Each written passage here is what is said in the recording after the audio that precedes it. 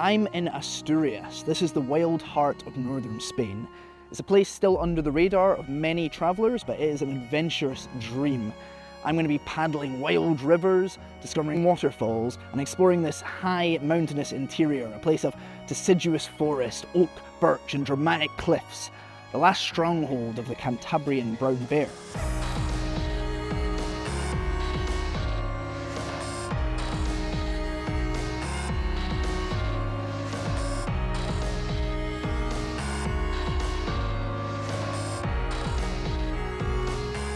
We're now deep in the highlands of Asturias, and this is really bear country. You can tell by the deciduous forest around us, the steep mountain slopes.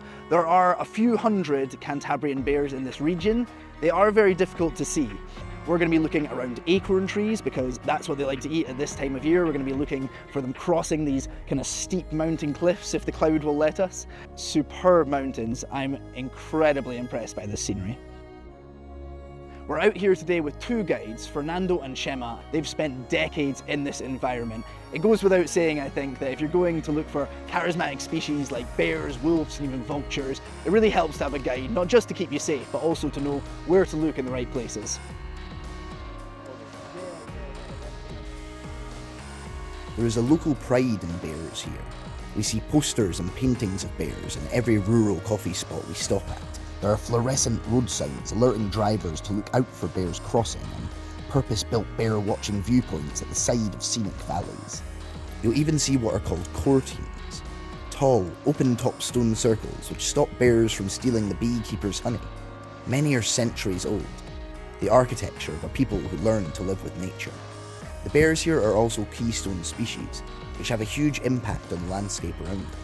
We don't see the bears ourselves on this trip, but we see trunks they've scratched up as signs of dominance.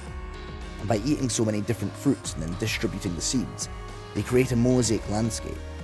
So technically, the beauty of this forest is their work too.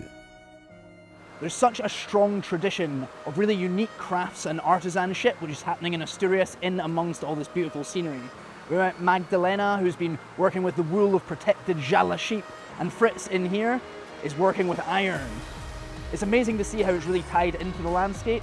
This place, for example, is using the power of the water, the charcoal from the oaks, and of course the base mineral gets worked into all sorts of things inside.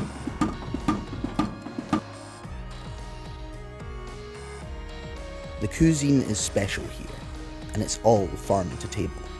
From the cured meats to local scallops, fabada, which is a rich bean stew, to fresh tomatoes and foraged mushrooms.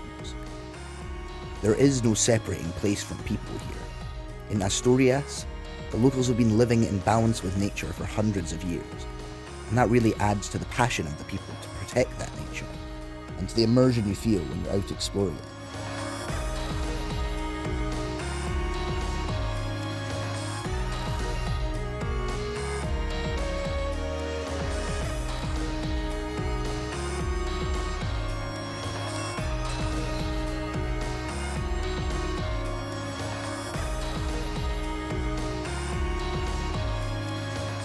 There are a few places in Europe where you can get such beautiful rugged terrain this close to the coast.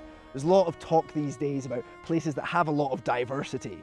Asturias really has that, from the mountains to the ocean, and you can feel it when you're up on these hills.